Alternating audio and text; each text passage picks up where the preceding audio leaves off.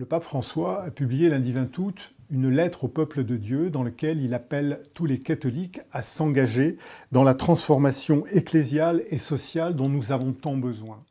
Le pape m'a écrit le 20 août, enfin pas à moi toute seule, hein. Il a écrit à tous le peuple de Dieu, les baptisés EES, dont je suis, en leur disant qu'il y avait un problème parce qu'il y avait une culture de l'abus dans l'Église. Cette lettre était publiée en réponse, en réaction aux abus qui ont été constatés dans l'Église, des abus sexuels, des abus de conscience, des abus de pouvoir. Parce que normalement, le pape, il parle aux évêques, il parle aux curés, il parle au peuple. Et là, le pape, il a enjambé la chaîne de commandement en disant au peuple de Dieu, on a un problème tellement grave qu'il faut que ce soit vous qui fassiez le travail. Alors moi, j'ai répondu présente, je fais le boulot. Ça n'était jamais arrivé que le pape dise une chose pareille. Dire non aux abus, c'est dire non de façon catégorique à toute forme de cléricalisme. Autrement dit, il s'agit de bâtir une nouvelle culture au sein de l'Église. C'est nous, quoi. C'est pas juste les prêtres, c'est pas juste les évêques.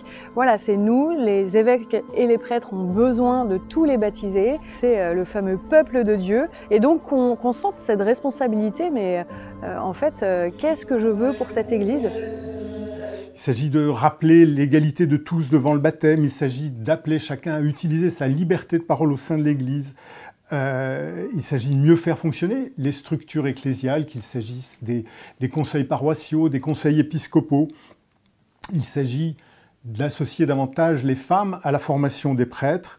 Le pape François a annoncé que les femmes pourront voter lors du prochain synode, la conférence des évêques qui doit avoir lieu en octobre. Ça compte surtout parce que, regardez, dans la société civile, les femmes votent depuis 1945. On est en 2023 et les femmes vont voter pour la première fois de manière effective dans une assemblée décideresse. Bon. Des voix qu'on n'écoute pas d'habitude, que ce soit les divorcés remariés, des personnes qui sont en grande précarité, personnes avec un handicap, qui vivent une exclusion à la fois dans l'Église et dans la société. Je pense que la synodalité a encore plus le besoin de les entendre. C'est une Église de l'écoute, comme dit le pape François. Écoute réelle, écoute avec prise en compte aussi de la parole et écoute qui nous déplace, pas juste comme ça et ensuite, bon, j'ai écouté, c'est bon. C'est l'avenir. C'est l'avenir de l'Église, la synodalité.